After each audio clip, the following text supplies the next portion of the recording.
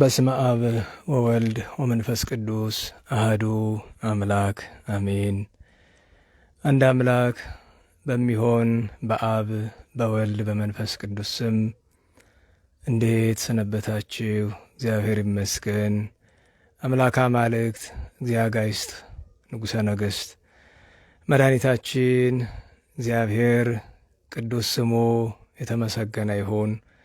እንኳን አደረሳችሁ ትላለች ቅድስት ቤተ ክርስቲያን። እንዴት አላችሁ? እንዴት ናችሁ?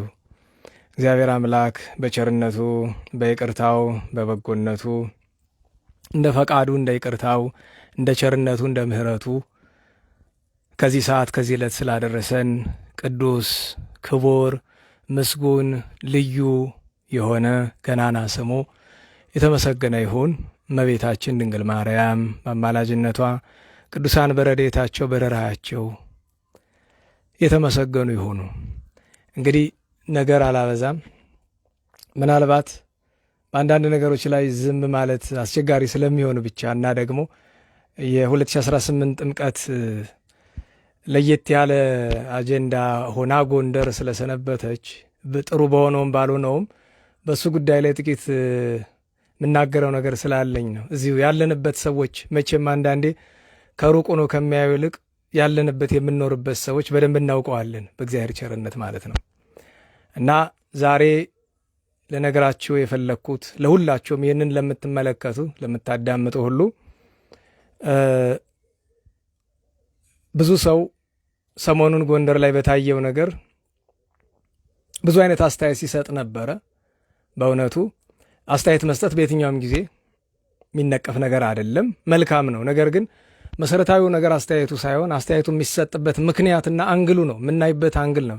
በነገራችሁ ላይ አንድን ነገር የምናይበት አንግል እና የምንልበት ምክንያት አስተያየቱ የምንሰጥበት ምክንያቱ ነው የሚወስነው። በቅንነት ከሆነ ለመጥቀም ከሆነ ስድብም ቢሆን ችግር የለውም፣ ለመጥቀም የተበላሸውን ለማስተካከል ከሆነ ግን ጥቂት የማይባሉ ሰዎችን አስተያየት ስመለከተው ወትሮም ቅንነት የሌላቸው የመሰላቸውን ለመናገር የሚወዱና በየአጋጣሚው አላስፈላጊ ነገር ውስጥ የሚገቡ ሰዎችን አየው። 3 ነገሮችን ብቻ ልንገራችሁ። አንደኛ፣ የጎንደር ጥምቀት ከሌላው ለየት የሚያደርገው ምንድን ነው? መጀመሪያ ነገር ጥምቀትን በጎንደር የሚባልበት ምክንያት ምንድን ነው? ምክንያቱም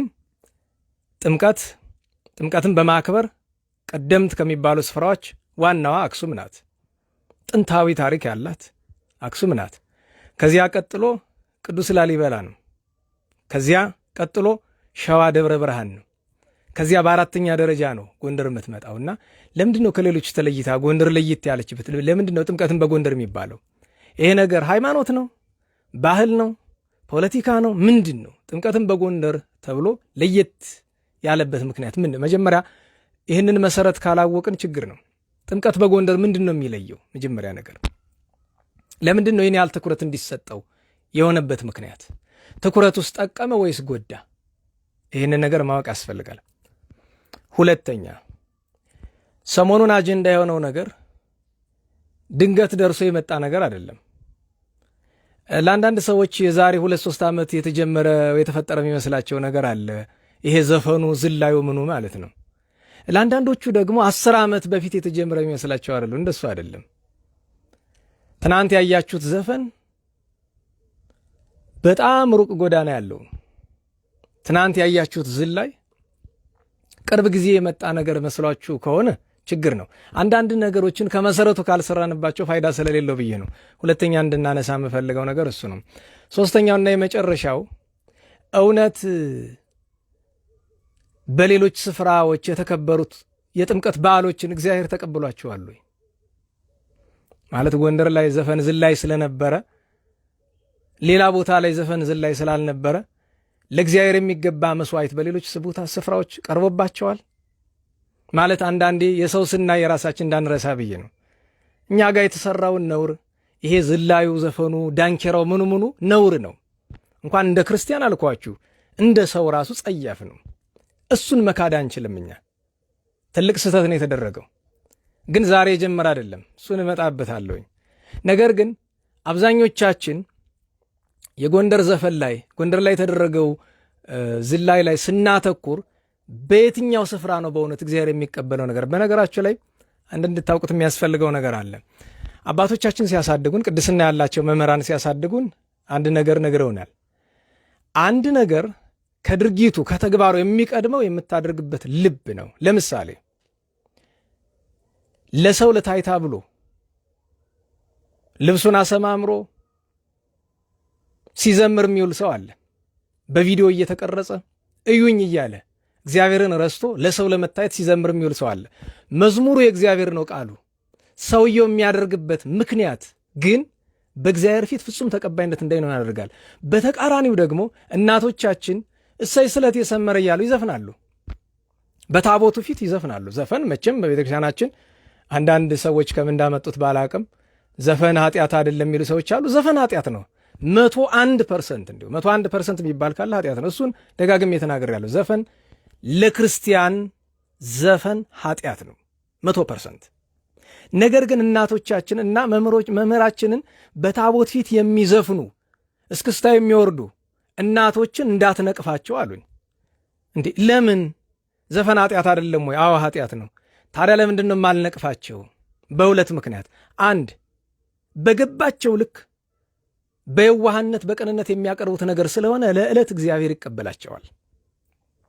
ይህን መርሳት የለብህም። ሁለት እነዚህ ሰዎች የሚዘፍኑት እኛ ስርዓት ሕግ ስላላስተማርናቸው ነው። ጥፋቱ የኛ ነው። ስለዚህ መንቀፍ ካለብህ ራስህን ንቀፍ። አንድ አስተማሪ ተዘፈነ ብሎ ዘፋኙን ምዕመኑን ከመንቀፍ የሚቀድመው እንዳይዘፍን መስራት ሲኖርበት ስላልሰራ። በነገራቸው ላይ መስራት ማለት መድረክ ላይ ወጥቶ መስበኩ አይደለም፣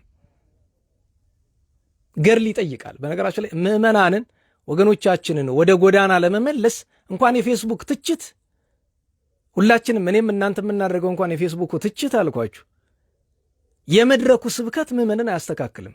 ምክንያቱም እኛ ራሳችን ሰባኪዎቹ መንፈስ ቅዱስ የራቀን ሆነን ሳለን እንዴት ብለን ነው? እሱን በኋላ እግዚአብሔር ፈቅዶ ጊዜው ካለ መጣበታለሁ።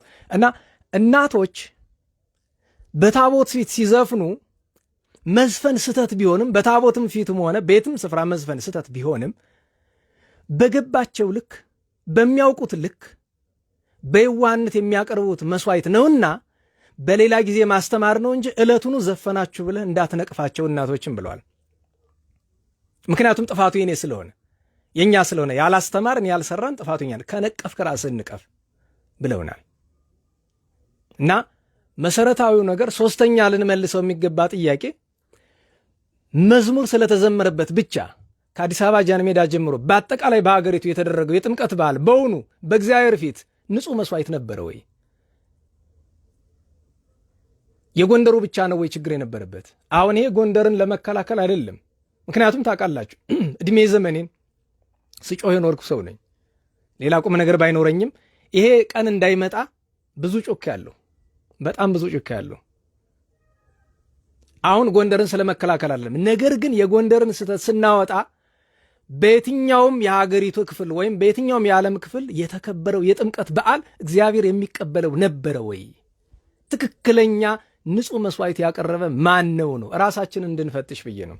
ሶስት ነገሮችን አሁን ባጭር ወደ ኋላ ልመለስና የጎንደር ጥምቀት ከሌላው በምንድን ነው ለየት የሚለው? አንድ ሐቅ ነግራቸዋለሁ። ሁለት ኢሉዥን ሰዎች የሚመስላቸው፣ ሶስት ግርግር አለ፣ ደስ የማይል ነገር። አንደኛው የጎንደርን ጥምቀት ለየት የሚያደርገው ቅብብሎሽ አለ። በአክሱም የነበረው ስርዓተ ጥምቀት ለላስታ አቀበለ። አክሱሞች ራሳቸው አልተውም፣ ግን መንግስት ወደ ላስታ ሲሄድ ትኩረት ምንጊዜም የትኩረት ማዕከል የሚሆኑ የመንግስት መቀመጫዎች ናቸውና ከአክሱም ወደ ሮሃ ወደ ላስታ ሄደ።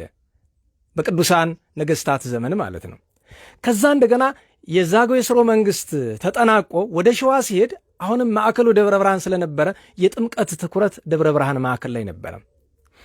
ከዛ ከሸዋ ከግራኛ አህመድ ወረራ በኋላ እንደገና ወደ ጎንደር ሲመጣ አሁንም የትኩረት ማዕከሉ ጎንደሩ ነች። ጎንደር ሌሎች የሰጧትን ነው፣ ግን የሰጧትን ይዛ የጨማመረቻቸው ነገሮች አሉ መልካም የሚባሉ የጎንደር ነገስታትና የጎንደር ሊቃውንት። አንደኛ ጎንደር የነገስታት ማዕከል ሆና ለረጅም ጊዜ ስላገለገለች ከ16ኛው ክፍለ ዘመን መጨረሻ ጀምሮ እስከ 9ኛው መቶ ክፍለ ዘመን አጋማሽ ድረስ የመናገሻ ከተማ ስለነበረች በእነዚህ ጊዜያት የነበሩ ሊቃውንት ለየት የሚያደርገው አንደኛ ነገስታቱ ባሕረ ጥምቀት የሚከበርበትን ዛሬ ድረስ ያለ ለየት ያለ ግንብ እና መጠመቂያ ገንዳ ተሰርቶ እስካሁን ድረስ መኖሩ ነው አንደኛው። ሁለተኛ ዛሬ በመላው ዓለም ኦርቶዶክሳውያን በተለይ በኢትዮጵያ የሚያከብሩበት የጥምቀት ስርዓት 7ቱ ምዕራፍ እዚያ ላይ የሚደረሱ እያንዳንዱ ቀለሞች የተደረሱትና የተዘጋጁት ጎንደር ውስጥ ስለሆነ ሁለተኛው ይሄ ነው። አንደኛ ማክበሪያው ስፍራ ነው። ሁለተኛ የሚደረስበት ስርዓትም ሆነ ቀለሙም አሁን የሚደረገው ነገር በሙሉ የተጀመረው ጎንደር ላይ ስለሆነ የጎንደር ለየት የሚልበት ምክንያት እሱ ነው። ሶስተኛው ዛሬን ያርገውና ጎንደር አባቶች ያኖሩትን ስርዓት ወደ ግራም ወደ ቀኝም አትነካም፣ አትለውጥም። ዘመን የወለደውን ንጉሥ የወደደውን አትልም። ያችኑ የተሰራችውን ስርዓት ላለመልቀቅ ጥረት ሲደረግ ስለነበረ እስከ 1980ዎቹ 90ዎቹ አካባቢ ድረስ ምንም ነገር የጥንቱን ሳይለቅ ነው የቆየው። ዋና ምክንያቶች እነዚህ ናቸው። ነገር ግን የጎንደርን ጥምቀት ለየት የሚያደርገውን ነገር ሰው አልተረዳውም። ይሄ አሁን መጠመቂያ ገንዳው ለየት ያለ ነው። ነገር ግን አክሱም አለ። ምናልባት ጥንት እንደነበረው ላይሆን ይችላል እንጂ ላሊበላም፣ ደብረ ብርሃንም ሌሎችም ስፍራዎችም ላይ አለ። የጎንደርን ጥምቀት ለየት የሚያደርገው መጠመቂያ ባህሩ ነው ብለን ብንልም እንኳ ከሱ የሚበልጥ አለ። ስርዓቱ የተሰራው ጎንደር ነው ብንልም እንኳ ከሱ የሚበልጥ አለ። ቀለሙ ነው ብንልም ከሱ የሚበልጥ አለ። ሊቃውንቱ ናቸው ብንል ከሱ የሚበልጥ አለ። ይሄ የሚበልጠው ነገር ምንድን ነው? የጎንደርን ጥምቀት ምን ለየት እንደሚያደርገው ስላላወቅነ ጎንደሬም በለው ከየትም የኢትዮጵያ ክፍል የመጣ የትኛውም ኢትዮጵያዊ የትኛውም ኦርቶዶክሳዊ ቢሆን ጎንደር ሲመጣ የጎንደር ጥምቀት ምክንያቱ ምን እንደሆነ ስለማያውቅ እውነቱን እንድታውቁ የሚያስፈልገው ነገር ትናንትም ሆነ አምና መሃል ፒያሳ ከአፄ ቴዎድሮስ ሐውልት በታች ሲዘል የነበረው አብዛኛው ጎንደሬ አይደለም። ግልጹ እንነጋገር። በዓሉን ለማክበር ከየትም ስፍራ የመጣ ነው። መምጣታቸውን እናደንቃለን። መጥቶ ዝላዩን ሲያገኝ ሲዘል የሚውል ነው። እኔ በነገራችሁ ላይ የጎንደር ጥምቀት ላይ ብዙዎቻችሁ ያያችሁት ክፍተት ዘፈኑ ነው፣ ዝላዩ ነው። ከሱ የሚከፋ ነገር አለ። አሁን አልነግራችሁም። ብዙ ችግር አለ። እሱን እንተው ለጊዜው። ግን የጎንደርም ጥምቀትን በጎንደር ሲባል ሰው ሳይገባው ነው። በነገራችሁ ላይ በጣም ማዝነው እንኳን ሌላ ጎንደር የሆነውን ሰው 99% ብትጠይቁት አይመልስላችሁም። ጎንደርን ለየት የሚያደርገው ባሕረ ጥምቀቱ ነው ይባላል። ጥቂት ምክንያት ሊሆን ይችላል። ሊቃውንቱ ቀለሙ ምናምን ሊባል ይችላል። ቀለሙና ሊቃውንቱ የትም አሉ። ምንጩ መሆኑን አንክድም። ጎንደር ለብዙ ነገር ለቃለ እግዚአብሔር ምንጭ ናት፣ ለስርዓት ምንጭ ናት። ነገር ግን ዋናው የጎንደርን ጥምቀት ለየት የሚያደርገውን ነገር ስላልተረዳን ነው እዚህ ሁሉ ችግር ውስጥ የገባ ነው። የጎንደርን ጥምቀት ለየት የሚያደርገው ዋናውና ሁላችንም ያላወቅነው ሁለት ነገር አለ። እሱን ስለተውነው ነው የጎንደር ጥምቀት የተበላሸው። የታይታ ስራ ነው። በነገራቸው ላይ ባይዘፈንም ባይዘልልም እግዚአብሔር የሚቀበለው በዓል አይደለም። እያደረግነው ያለነው ነገር መቋሚያ ይዘህ ዝማሜ ስላቀረብክ አይደለም እግዚአብሔር የሚቀበለ። መዝሙር ማቅረብ ብቻውን ምንም አይሰራም። የምናቀርበው ንጹህ መስዋዕት ነው ወይ? ዘፈኑ ላይ ብቻ አይደለም ችግራችን፣ መዘፈኑ ብቻ አይደለም ችግሩ። የቀረበው ነገር ለእግዚአብሔር የቀረበ አልነበረም። የትም የኢትዮጵያ ክፍል ሂድ፣ በየትኛውም ከተማ በየትኛውም ወረዳ 90% የቀረበው የጥምቀት በዓል የቀረበው የዝማሬ መስዋዕት ለእግዚአብሔር ተብሎ የቀረበ አይደለም። ታውቃላችሁ፣ ልባችሁ ያውቀዋል። ለእግዚአብሔር ለዚያ ነው መንፈሰ ረድኤት እየራቀን ሄደው። ታዲያ ጥምቀትን በጎንደር ለየት የሚያደርጉ ሁለት ምክንያቶች ምንድናቸው ከተባለ፣ አንደኛ በጎንደር ታሪክ ውስጥ ብዙ ቅዱሳን ስውራን ባሕታውያን ኑረዋል። እነዚህ ባሕታውያን ቃል ኪዳን አላቸው። የተሰወሩ ቅዱሳን ቃል ኪዳን አላቸው። ጥምቀት ሲመጣ የጎንደርን በዓል ለመቀደስ ከተሰወሩበት ይወጣሉ። ይህንን የሚያውቁ እንደነኝታ ሊቀ ሊቃውንት ያሉ ጥቂቶች ብቻ ናቸው። ትልቁ ምክንያት ይሄ ነው። የቅዱሳን በዓል ነው የሚባል ጎንደርን ብዙ ቅዱሳን ስለኖሩባት፣ ብዙ ባሕታውያን ስለኖሩባት፣ ስለተሰወሩባት እነዚያ ተመልሰው የሚመጡበት ስለሆነ ነው። እነሱ ጎንደርን የሚጎበኟት የሚባርኳት የዚያ ጊዜ ስለሆነ ነው። ከየትም ስፍራ መጥቶ ሰው ጎንደር ላይ የሚያከብርበት ምክንያት ያንን የስውራንን እንደነ ቅድስት ፍኖተ ሕይወት ያሉ ከቅዱሳት አንስትም የተሰወሩ እነሱ መጥተው ስለሚባርኩ ነው አንደኛው ምክንያት። ዋናውና ሁለተኛው ምክንያት ግን እመቤታችን ድንግል ማርያም ከደጋግ ነገሥታት ላንዱ የዛሬ 300 ዓመት አካባቢ እኔ በእነዚህ በሶስት በዓላት አንደኛ ህዳር ጽዮን አክሱም ላይ እገኛለሁ፣ አልቀርም፣ ከቶውን እመጣለሁ። ጥምቀትን ጎንደር ላይ አልቀርም፣ መጥቼ ባርካችኋለሁ። አስተርዮ ማርያምን ተድባበ ማርያም ወሎ እባርካችኋለሁ። 3 ቦታ ላይ አልቀርም፣ ብትበድሉኝ እንኳ አልቀርም። ይሄ ማለት እመቤታችን በእነዚህ በዓላት ከሌላ ስፍራ የለችም ወይ ነው? አለች በረድኤት። የበለጠ ቃል ኪዳን ግን ታውቃላችሁ፣ አቡነ ተክለ ሃይማኖት በበዓላቸው የበለጠ የሚገኙበት ብለን ምናምኔት ነው ደብረ ሊባኖስ አይደል? አቡነ ሳሙኤል ዘዋልድባ የበለጠ የሚገኙ ብለን ምናምን የት ነው? በበዓላቸው ቀን ዋልድባ፣ ደብረ አባይ እና እመቤታችን የገባችው ቃል ኪዳን ስላለ አሁን ይውላችሁ ጎንደር ላይም ሆነ የትም ስፍራ ላይ ምንም እንኳ አከባበራችን ጥሩ ባይሆንም ትልቁ ክፍተት የሚመጣው ጥምቀትን በጎንደር ምን ማለት ነው ተብለን ስንባል ዋና ምክንያቶቹ እነዚህ ሁለቱ ናቸው። የስውራን ቅዱሳንና የእመቤታችን ነገር። እንድታውቁት የምፈልገው ነገር እኔ አንድ ነገር በግልጽ ልንገራችሁ። ይሄ ሁሉ ችግር ከመፈጠሩ በፊት እመቤታችን ስውራኑ ተገልጸው ለሚገኙ ከተማዋ ላሉ ባሕታውያን ደጋጎቹ ተናግረው እነሱ ያሉንን ተናግረን ተስቆብን ተዘብቶብናል።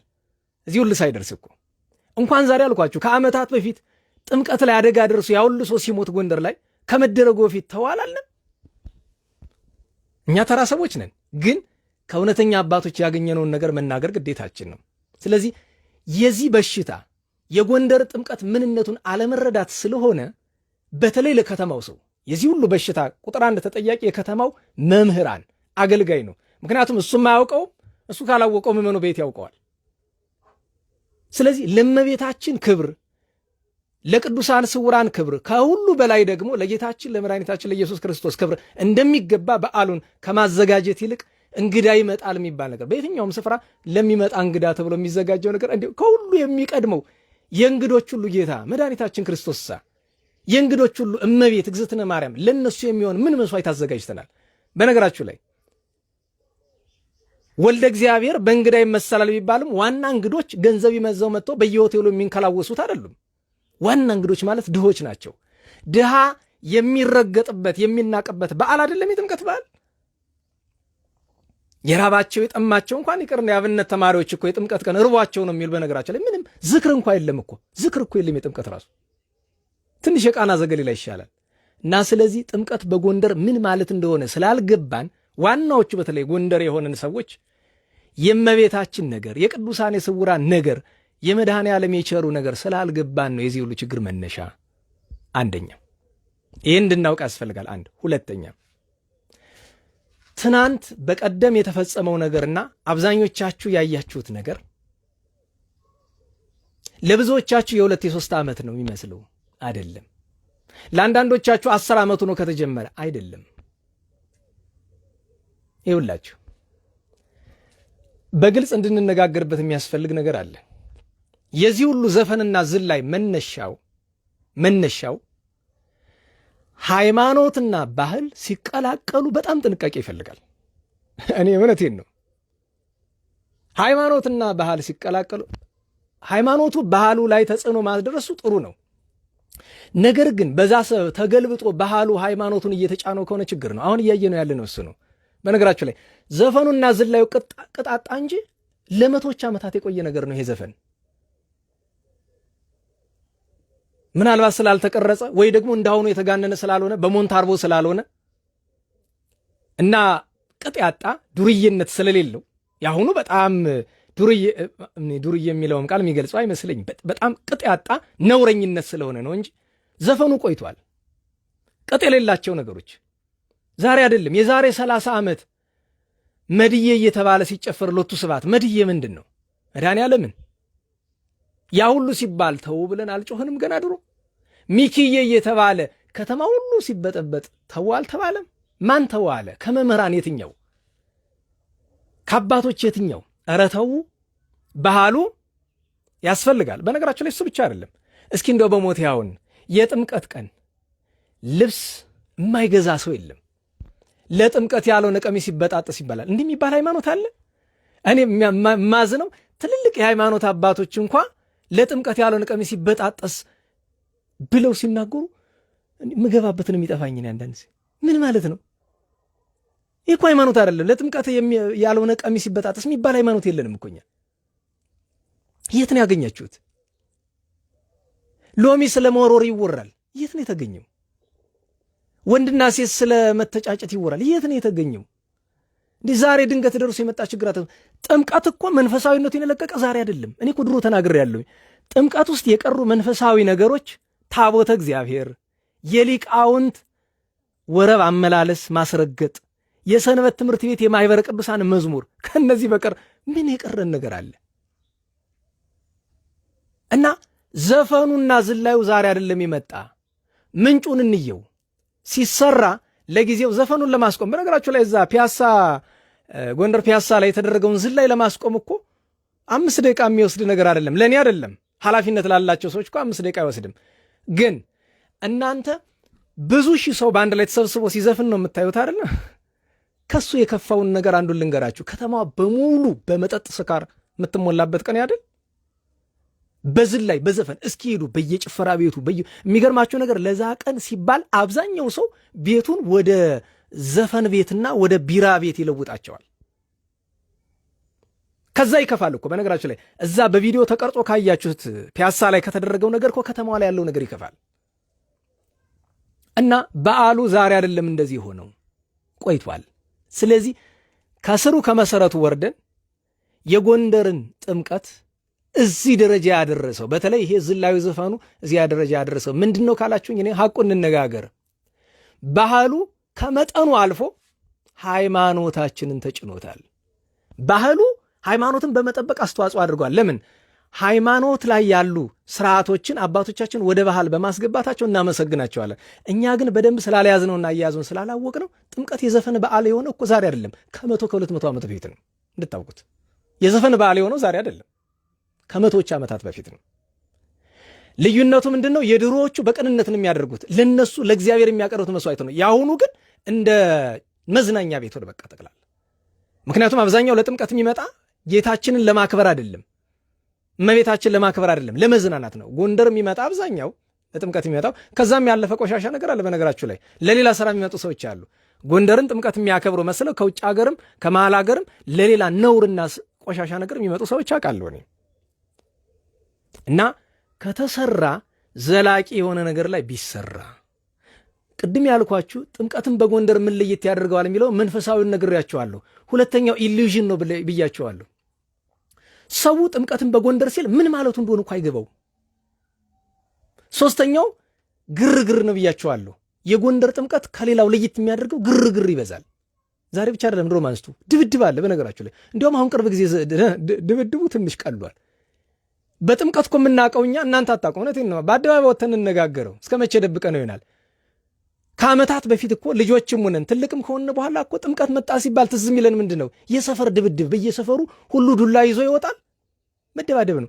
በነገራችሁ ላይ የጎንደር ይገርማቸዋል። እስኪ ወረዳ ወጣ በሉና ወረዳዎች ላይ የሚደረገው ነገር እኔ በግልጽ ልንገራችሁ። ታቦት የተሸከመ ካህን በዱላ እግሩ እንደሚመታ ታውቃላችሁ?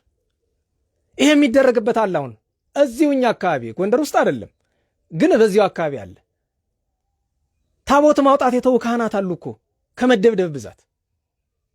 ይኸውላችሁ ባህሉ ሃይማኖቱን እንዳልሆነ እያደረገው ነው። እና ባህል ለሃይማኖት ስርዓት እንዲገዛ እናድርግ እንጂ ባህሉ ሃይማኖቱ እንዲገዛው እያደረግ። ለዚህ ደግሞ ትልቁ አስተዋጽኦ ሚዲያ ነው። በነገራችን ላይ ሚዲያ ምን ይባላል? ጥምቀት ሲደርስ ምን ይባላል? የሃይማኖቱን ነገር ተወውና ባህሉ ላይ አተኩር ይባላል። ለሁሉም ጋዜጠኛ የሚሰጠው መመሪያ ይሄ ነው። ለየትኛውም ጋዜጠኛ በተለይ ሴኩላር የሆኑ ሚዲያዎች የሚሰጣቸው መመሪያ ነው። ይህንን የምነግራችሁ ያው ታውቃላችሁ፣ በሙያ ውስጥ ብዙ ዓመት እንደኖርኩኝ። የሚሰጥ መመሪያ ምንድን ነው? ሃይማኖቱን ተወውና ባህሉ ላይ አተኩር። ሎሚ ስለ መወርወር፣ ስለ ጭፈራ፣ ስለ አንዳንድ የጭፈራ ግጥሞች፣ ስለ ምናምን እንዲወራ ነው የሚፈልገው። ሚዲያው ደግሞ አብዛኛውን ሰው የሚገዛው እሱ ነው። እኛውን በዚህ ዘመን ከቤተ ክርስቲያን ድምፅ በላይ የቲቪ የራዲዮና የፌስቡክ የሶሻል ሚዲያ ድምፅ የበለጠ ይሰማል። ይሄ ግልጽ ነው። መንፈሰ ረድኤት ስለተለየ እንደዚያ ነን። እና ሚዲያው ላይ የሚመለከተው አካል ትኩረት ቢያደርግ፣ ለምሳሌ የሌሎች እምነት ለምሳሌ የሙስሊም ወገኖቻችን በዓል ሲከበር የሚወራው ስለ ሃይማኖቱና ስለ ስርዓቱ ብቻ ነው። አሁን በሙስሊም በዓል በአረፋ ይሁን በኢድ ይሁን በመውልድ ይሁን ስለ ባህል ሲወራ ትሰማላችሁ? አይደለም። ስለ ሃይማኖቱ ነው የሚነገረው። እኛም ጋር እንደዛ ይሁን። እዚህ በፊት ነግሬያችሁ ይሆናል። አንድ ጊዜ ዜና ሰርቼ ላኩኝ የሚተላለፍበት ስፍራ ላይ እና የዜናው የመጀመሪያ አረፍተ ነገር ጥምቀት ሃይማኖታዊ በዓል ነው ይላል። የእኔ የበላይ የሆነው ኤዲተር ጥምቀት ሃይማኖታዊ በዓል ነው የምትለውን ቆርጦ አስወጥቶ ነው ያስተላለፈው። ልብ በሉ። ጥምቀት ሃይማኖታዊ በዓል ነው የምትለውን አረፍተ ነገር አስወጥቶ ነው የላከው። በሱ አልፈርድም፣ ያው ከላይ ታዞ ነው፣ ታወቀ ነገር ነው። እና ስለዚህ ሚዲያውም ይህን ችግር ለመፍጠር ትልቅ አስተዋጽኦ አድርጓል። እንዳልኳችሁ አሁን ስለ ትናንቱ ዘፈን ብናወራ የትናንቱን ዘፈን ማስቆም ቀላል ነው።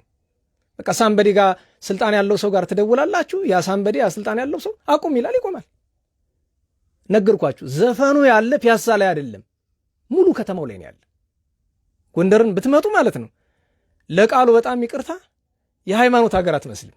ጥምቀት ሲመጣ ጨርሶ አልኳቸው። ይሄ ግን ዛሬ አይደለም፣ በጣም ከርሟል። ከኛ እድሜ በላይ ነው። ከኛ ብቻ ሳይሆን ከኛ አባቶችም እድሜ በላይ ነው። የቆየ ነገር ነው። ልዩነቱ ምንድነው? ዘመኑ ባመጣው ነገር በጣም እየከፋ እየቆሸሸ እየከፋ ሄደ እንጂ የቆየ ነገር ነው። እና ወገኖቻችን ሁለተኛው እንድናውቀው የሚያስፈልገው ነገር የተፈጠረው ችግር ምንጩ ባህል ከሃይማኖት ጋር እንዴት መኖር እንዳለበት መቆጣጠር ስላልተቻለ ነው። ይህንን በቁርጡ እንነጋገርበት። ሌላ ደግሞ በዚህ ዘመን አብዛኛው ሰባኪ ዘፈን ኃጢአት ነው ብሎ ለማስተማር አይፈልግም። ስለዚህ ግልጹን ነገሩን። አሁን እኮ አንዳንዴ ቁርጡን ማወቅ ጥሩ ነው። ዘፈን ኃጢአት አይደለም። ቤተ ክርስቲያናችን አባቶቻችን፣ ታላላቆቻችን፣ ሊቃውንቱ በዚህ ጉዳይ በግልጽ ይንገሩን። ምክንያቱም አብዛኛው ሰው የሚያዳምጣቸው ሰባካያን ዘፈን ኃጢአት አይደለም እያሉ እያስተማሩ ነው። ዘፈን ኃጢአት ካልሆነ ታዲያ ለምንድን ይህን ያክል የምንወቃቀሰው? ወይ ግልጹን ነገሩና ቤተክርስቲያናችን በይፋ ዘፈን በየትም በምንም ምክንያት ኃጢአት መሆኑን ታውጅ ትንገረን። ከዛ በኋላ ስራው ይቀላል። ካልሆነ ደግሞ አይ መዝፈን ትችላላችሁ ነውር የለውም ትበለንና እንረፈው። ሁሉንም እኮ በግልጽ ሲነጋገሩት ነው ጥሩ። ሁሉንም በግልጽ ሲነጋገሩት ነው ጥሩ። ቅድም ያልኳችሁ እናቶቻችን ሲዘፍኑ አትንቀፋቸው ያሉኝ ዘፈኑ ትክክል ስለሆነ አይደለም። አንደኛ ለዕለት እነሱ በቅንነት ስለሚያቀርቡት፣ ሁለተኛ ነገር እኛ ስላላስተማርናቸው፣ ስብሐተ እግዚአብሔር ስላላስተማርናቸው ችግሩ የከኛ ስለሆነ ነው። እና ይህን ሁለተኛውን ነገር ብናውቀው ደስ ይለኛል። ቢቻል የሚመለከተው አካል የሚባል ቃል በጣም ይሰለቻል እንጂ እነዚያ በኃላፊነት ያሉት ለምሳሌ ትናንት ጥሩ ስራ ተሰርተዋል። በቀደም የጥምቀት ቀን የነበረውን ዝላይ ለማስቆም ትናንት ስፍራው ላይ መዝሙር ተደረገ። ግን ይሄ ዕለታዊ እንጂ ዘላቂ መፍትሄ አይደለም። መደረጉን አደንቃለሁ። ትናንት መዝሙር መደረጉ በጣም ይመሰገናል። ትልቅ ስራ ነው። ይህንን ያደረጉ ወገኖቻችን፣ ታላላቆቻችን እናመሰግናቸዋለን። ነገር ግን ዘላቂው መፍትሄ እሱ አይደለም። ጥርት ያለ ግልጽ ያለ የጥምቀት ጎንደር በደንብ አድርጎ ከላዩ እስከታቹ መፈተሽ አለበት። በተለይ ባህላዊ ጉዳይ መፈተሽና መፍትሄ ሊዘጋጅለት ይገባል። ሶስተኛው ልላችሁ የምችለው ነገር ይሄ ነው። መፍትሄው በዘላቂነት አንድ በዘፈን ጉዳይ ላይ፣ ሁለት ባህሉ ከጥምቀት ጋር እንዴት መሄድ እንዳለበት ቢታሰብበት ጥሩ ነው። ዘንድሮ ቀዘቀዘ እንጂ አዲስ አበባ ጃን ሜዳም ታውቁታላችሁ። አርሞኒካ ተይዞ የሚደረገው ነገር እኔ በምን መስፈርት ከጥምቀት ጋር እንደሚገናኝ እግዚአብሔር ይወቅ። እና ስለዚህ ዘላቂ የሆነ መፍትሄ ብናመጣ በተለይ ባህሉ ላይ በዘፈን ላይ ቤተክርስቲያን ያላት አቋም ምንድን ነው የሚለውን ነገር ሊቃውንት አባቶቻችን ታላላቆቻችን ስራ ቢሰሩበት እንጂ በመሃል ቤት ፌስቡክ ላይ ወጥተ ጎንደር እንደዚህ ሆነች የሃይማኖት ሀገር ና ጎንደር የሃይማኖት ሀገር ስሙን የቀረ እኔ ይቅርታ አድርጉልኝ ስሙን ያለ ጎንደር እንግዳ ተቀባይ ሀገር ብዙ ጊዜ ተናግሬያለሁ። የጎንደር ሰው እንደውም አንዳንዱ ጠልቶኛል ስማችን አጠፋ እያለ። እኔ ጎንደሬ ነኝ። አይኮራም እንጂ የሚኮራ ቢሆን ጎንደሬ ነኝ። ምክንያቱም ጎንደርነት ዘረኝነት አይደለም። ጎንደር የሚባል ዘር የለም። ከየትም የሀገር የዓለም ክፍል መጥተው ለሀገር ለሃይማኖት የኖሩ ደጋግ ሰዎች ስማቸው ነው እንጂ የዘረኝነት ስም አይደለም ጎንደሬነት። እኔ ጎንደሬ ነኝ። በጎንደርነትም ደስ ይለኛል። ነገር ግን ጎንደር እንደዚህ የሚባለው ቅድም ብያቸዋለሁ፣ ኢሉዥን ስም ነው ድሮ የነበረ። እኔ ዛሬ እንግዳ የሚቀበል ስንት ጎንደር ያለ? ጎንደሬዎች እስኪ ተናገሩ ራሳችሁ። እንግዳ ትቀበላላችሁ? ይህን የምታዩላችሁ አውቃለሁ። ትቀበላላችሁ? የሃይማኖት ሀገር ይባላል። ማን? አንተ? እኔ? አዎ ደጋግ ሊቃውንት አሉን። ግን የአንድ እጅ ጣት ወይም የሁለት እጅ ጣት በማይሞሉ ሊቃውንት ሰበብ ጎንደር ሃይማኖት ሀገር ብትለኝ እኔ ይቅርታ አድርጉልኝ፣ ስም ብቻ ነው። ይልቅ ስሟንና ግብሯን አንድ ለማድረግ ብንሰራ ጥሩ ነው። ለዚህ ደግሞ ሲባል ከመሰረቱ ይዘን እንስራ። ለዚህም ኃላፊነት ያለበት አካል ሁሉ ሁላችንም እንስራ ነው። የመጨረሻውና ሶስተኛው ማጠቃለያ የጎንደር ጥምቀት እንደዚህ ሆነ እየተባለ በሙሉ ሶሻል ሚዲያ ርዕስ ያደረግከው አንተ ያለህበት ጥምቀት እግዚአብሔር ተቀብሎሃል? ራስህን ብትታዘብ ጥሩ አይመስልህም? ራስሽን ብትታዘቢ ጥሩ አይመስልሽም? ይሄ ማለት እኛ ጋር የተደረገው ነገር ስተት መሆኑን ይኸው በግልጽ ተናገርኩኝ። እኔ መፍትሄ ይሆናል ከምለው ሐሳብ ጋር ተናገርኩኝ። ነገር ግን አንተ ባለህበት ስፍራ እንዲያው ጎንደር እንደዚህ ጎንደር እንደዚህ ጎንደር እንደዚህ አልክ እንጂ አንተ ባለህበት ስፍራ እኮ ያከበርከውን ነገር ያቀረብከውን ነገር እግዚአብሔር አልተቀበለልህም። እንዲህ ብዬ ስናገር ድፍረት ሊመስል ይችላል። በማውቀው አውቃለሁ። አብዛኛው ጥምቀት በዓል አከባበር ለእግዚአብሔር የሚመች አይደለም። ሁሉም ነገር ለሰው ነው። ለሰው ብቻ ለሰው ታይታ የትም አድርገው ከመሃል ሀገር ጀምሮ ወደ የትኛውም የሀገሪቱ አቅጣጫ ሄድ ሁሉም ነገር ለሰው ነው እየቀረበ ያለ። ለእግዚአብሔር የሚቀርብ መስዋዕት ያስፈልግሃል፣ ያስፈልግሻል፣ ያስፈልገናል ነው። አዎ ይህንን ማወቅ ያስፈልጋል። ምክንያቱስ እኛ አጥፍተናል። እኛ ጋር ያለው ጥፋት በጣም የከፋ ነው። የእኛ ኃጢአት የእኛ ጥፋት ግን አንተን ጻድቅ አያረግህም። አየህ አባቶቻችን ምን አሉ? ከጨለማ መሻል ብርሃን፣ ከሰይጣን መሻል መልአክ፣ ከኃጣን መሻል ጻድቅ አያደርግም ብለዋል። ያዛት እቺ ነው ቁም ነገር አድርጋ ያዛት። መመሪያ ትሆናለች። ከሰይጣን ስለተሻልክ መልአክ አትሆንም። ከኃጢአተኛ ሰው ስለተሻልክ ጻድቅ አትሆንም። ከጨለማ እሻላለሁ ስላልክ ብርሃን አትሆንም። እውነተኛ ብርሃን፣ እውነተኛ ጻድቅ መሆን ያስፈልጋል። እና በየትኛውም የሀገራችን ክፍል እየተደረገ ያለው ነገር በስርዓትም እንኳ ተደረገ ቢባል ለሰው እንጂ ለእግዚአብሔር የቀረበ ስላልሆነ እሱንም ብታስቡበት መልካም ይመስላችሁ። ለእኛ የቤት ሥራ ሰጥታችሁናል፣ ተቀብለናል። የእኔ ችሎታ ከዚህ በላይ አይደለም። እኔ ከመናገር በላይ አባቶቻችን ብንናገር እንጂ አንደባደብም ብለው የለ ከዚህ በላይ ልሄድ አልችልም። ከወገኖቼ ከወንድሞቼ ከጎንደሬዎች ጋር ስጋጭ ስፋጭ ስጣላ ስነጋገር ነው የኖርኩኝ እድሜ ዘመኔን በሙሉ። ከዚህ በላይ እኔ የሚቆጨኝ ነገር የለም። ለምን ስንናገር በጣም በጠላትነት ተፈረጀን። ብዙ አሳለፍን እኮ በጣም ብዙ ሆነናል እንዳይመስላችሁ። ከዚሁ ከጥምቀት በዓል ጀምሮ በአጠቃላይ ባለ በጎንደር ስርዓት፣ ሃይማኖት፣ ህግ፣ ትውፊት ብዙ ነገር ብለናል፣ ተጋጭተናል። እና ይህንን አደራ ለማለት ነው። ስላዳመጣችሁኝ አመሰግናለሁ። እግዚአብሔር ይስጥልኝ። እንግዲህ ይህንን ሐሳብ ሰምታችሁ ከጣፈጣችሁ ውሰዱት፣ ካልጣፈቃችሁ ንቃችሁ ተዉት። ስድቡ ምኑ ያው የምትሳደቧላችሁ፣ ስድቡ ምኑ ምንም አያደርግላችሁ፣ ትጎዳላችሁ። እኔ የምነግርህ የኔን ሐሳብ እንዳይመስልህ። እቺ የኔ ሐሳብ ከመሰለች ቁጭ ብዬ እንደዚህ ብላቸው የኔ ከመሰለ እንግዲህ በጊዜው ታየዋለህ፣ ትጎዳለህ። ከጣፈጠ ውሰደው፣ ካልጣፈጠ ተው፣ ትተውለፍ። ሶሻል ሚዲያ ላይ የተቀመጠ አንድ እብድ አለ፣ ለፈለፈ ብለህ ለፈኝ፣ ችግር የለውም። እና እንደሱ ነው። ዛሬ የሰማይ ምድሩ ፈጣሪ እንደ ኃጢአታችን ያላጠፋን እግዚአብሔር አብ ዓመታዊ በዓሉ ነው። ዛሬ እግዚአብሔር አብ ዓመታዊ በዓሉ የሚከበርበት ምክንያት ጥር 11 ቀን የጥምቀት ቀን ዝንቱ ውእቱ ወልድየ ዘአፈቅር፣ የምወደው የምወልደው ለመስዋዕትነት የመረጥኩት ህልሁኝ የምመለክበት አንድያ ልጄ እርሱ ነው ብሎ ስለመሰከረ ጥር 11 ቀን የጌታችንን ጥምቀት ስናስብ ስለነበረ ለብቻው በደንብ ለማሰብ ይህንኑ ምስክርነት ለዛሬ ያመጣው አባቶቻችን የጥር 13 ክብረ በዓል አድርገውታል። ዛሬ እግዚአብሔር አብ ዓመታዊ፣ እንደገና ደግሞ መንፈስ ቅዱስ በርግብ አምሳል በራሱ ላይ ወርዶ ስለተቀመጠ በዓሉ እኮ በ11 ነው። የአብ የወልድ የመንፈስ ቅዱስ በዓል ነው። ግን ለየት አድርጎ ለማክበር እንዲመች ለዛሬ መጥቷል። የመንፈስ ቅዱስ ደግሞ ለ18 ከቅዱስ ጊዮርጊስ እና ከቅዱስ ባኮስ ዓመታዊ በዓል ጋር እናከብረዋለን። አንደኛ እግዚአብሔር አብ ወሃቤ ብርሃን፣ ብርሃንን የሚሰጥ ብርሃን የሆነ በባህሪው እግዚአብሔር አብ ምሕረቱን ቸርነቱን ይላክልን፣ አይምሮ ለቦ ያሳድርብን።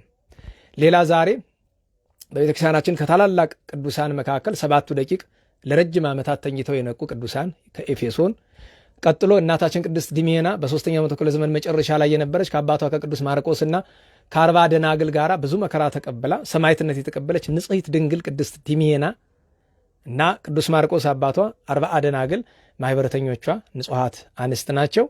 ሌላ ዛሬ በቤተክርስቲያናችን በግብፅ ከተነሱ ታላላቅ ቅዱሳን መካከል ትውልዱ ከሮም ሆኖ የሮም ንጉሥ ልጅ የነበረ በኋላ መንኖ ወደ ደብረ መሃው ግብፅ ወርዶ እርሱ ለ10 ዘመን ተጋድሎ እንደገና እናትና አባቱን አስተምሮ መክሮ መንግስታቸው እንዲንቁ አድርጎ ወደ ደብረ መሃው አመጥቶ እንዲመነኩሱ ያደረገው አባታችን ታላቁ ቅዱስ ቴዎፍሎስ ገዳማዊ ዓመታዊ የዕረፍት በዓሉ ነው። አባ ነካሮ የሚባሉ ግብፃዊ ጻድቅ ዓመታዊ በዓላቸው ነው። በመጨረሻ ትልቁ በዓል ኢትዮጵያዊ ጻድቅ አባታችን አቡነ ዘራቡሩክ ናቸው። ቤሞትና ሌዋታንን ጥርሳቸውን የቆጠሩ የዓለም ፍጻሜ መቼ ሊደረግ እንደሚችል ከመንፈስ ቅዱስ የተረዱ ገና በእናታቸው ማህፀን ከእናታቸው ማህፀን ሲወጡ የአባታቸውን ዓይን ያበሩ ከተወለዱ በኋላ ያዚህን ዓለም አመፃ ኃጢአት አላይም ብለው ለምነው ዓይናቸው እንዲጠፋ ያደረጉ ኋላ ጌታችን ዓይናቸውን ያበራላቸው በአጤ ሱስንዮስ ዘመነ መንግስት ስለቀናች ሃይማኖት ለ5 ዓመት የታሰሩ መከራ የደረሰባቸው 5 ዓመት ሙሉ ምግብ ሳይበሉ የኖሩ ከሁሉ አስቀድሞ ደግሞ የታላቁ ጻድቅ አባታችን የአቡነ ገብረ መንፈስ ቅዱስ ረድ የነበሩ የአቡነ ገብረ መንፈስ ቅዱስ ረድ ናቸው። በዲቁናቸው እያሉ በኋላ በሐዋርያነት በጻድቅነት ዛሬ ግሽ አባይ የሚባለውን ስደት እስራት ሲሄዱ ዳዊታቸውና መጻሕፍቶቻቸውን ለአባይ ለግዮን ሰጥተው ግሽ አባይ ስላሉ ዛሬ ግሽ አባይ ተብሎ ቀርቷል ስፍራው። ኋላ ከ5 ዓመት በኋላ ተመልሰው መጻሕፍቶቻቸውን አወጥተው ሳይርሱ ያገኟቸው ድንቅ ተአምራትን ያደረጉ በሐዋርያዊ አገልግሎት የተመሰከረላቸው ቅዱስ ሰው ዕድሜያቸው በጣም አረጋዊ ነው። በእነ አቡነ ተክለ ሃይማኖት ዘመን ነበሩ። በእነ አቡነ ገብረ መንፈስ ቅዱስ ዘመን ነበሩ። ዕድሜያቸው 482 ነው። ያረፉት በ17ኛው መቶ ክፍለ ዘመን በጎንደር ነገስታት ጊዜ ነው ያረፉት። እኒህ ታላቅ ቅዱስ ዛሬ ዓመታዊ ዕረፍት የቃል ኪዳን በዓላቸው ነው። እግዚአብሔር የጻድቁን በረከት ያሳድርብን። የሰማነውን በዝነ ልቦናችን ይሳልልን ያሳድርልን። የከርሞ ሰዎች ይበለን። ከዚህ በኋላ የሚከበሩ ምንም እንኳ ጥምቀትን ዛሬ ጨረስን። በነገራችን ላይ ጥምቀት 3 ቀን አይደለም የሚከበር በቤተክርስቲያን ትውፊት ጥር 11 10 ዋዜማ ሆኖ ዋናዎቹ በዓላት ጥር 11 12 እና 13 ናቸው። እስከ ዛሬ ድረስ ነው። እስከ ዛሬም ድረስ አለ። ምክንያቱም በብሉይ ኪዳን የኦሪት ፋሲካ 3 ቀን ስለሆነ የሚከበር ልክ እንደዛ 3 ቀን እንድናከብር ጥምቀት ታዟልና ጥምቀት በነገራችን ላይ 3 ቀን ነው የሚከበረው። ብዙ ሰው ሊቃውንት ያውቃሉ። ብዙዎቻችን ማና ከሆነ 3 ቀን ነው የሚከበር። 3 ቀን የሚከበር ብለን ስንል ግን ግዝትነቱ ለ11 ነው። ለ12 የራሱ ቃና ዘገሊላ ስላለው 13 ዛሬም አለ። የእግዚአብሔር በዓሉ ነው። እንደገና ደግሞ የጥምቀት መታሰቢያ ነው። እሱ እንድናስብ ያስፈልገናል። ግን ከዚህ በኋላ ታቦት የሚያወጡ ብዙ አሉ፣ በጣም ብዙ አሉ። ምክንያቱም ለምሳሌ በ18 የቅዱስ ጊዮርጊስ በ21 እመቤታችን እንደነሎዛ ያሉት በ25 እንደዚያ የሚያደርጉ ሰዎች አሉና እንደው ባካችሁ ለእግዚአብሔር የሚሆን ነገር የምናቀርብበት በዓል እንዲሆን አደራላለሁ። ሀገራችንን ቤተክርስቲያናችንን ከመከራው ይጠብቅልን እግዚአብሔር አምላካችን። እንዲያው ከምንፈራው ነገር ሁሉ ይሰውረን። እኔ አሁን በመጨረሻ ልላችሁ የምችለው ነገር ጥቂት ጊዜ ነው የቀረ። ሁላችንም ዝም ለማለት ጥቂት ጊዜ የቀረ ይመስለኛል። አንዳንድ ልንነጋገራቸው የማይገቡ ነገሮች ስላሉ ነው እንጂ እኔ አሁን ይህንን እንዲያው መቼም ፈቃደ እግዚአብሔር ይነገር በሚል ነው እንጂ አሁን የምንናገርበት ጊዜ አይደለም። ከዚህ በኋላ ምናልባት ቀሪው ጊዜ ለዝምታ ሊሆን ይችላል። ማን ያውቃል? እግዚአብሔር ያውቃል። ለዝምታ ሊሆን ይችላል። ከመከራ ያድነን። እመቤታችን ጣዕመ ፍቅሯን ታሳድርብን። የቅዱሳን በረከት ይደረብን። ስብሐት ለእግዚአብሔር ልዑል ወለወላዲቱ ድንግል ወለመስቀሉ ክቡር ጸሳይል አሜን።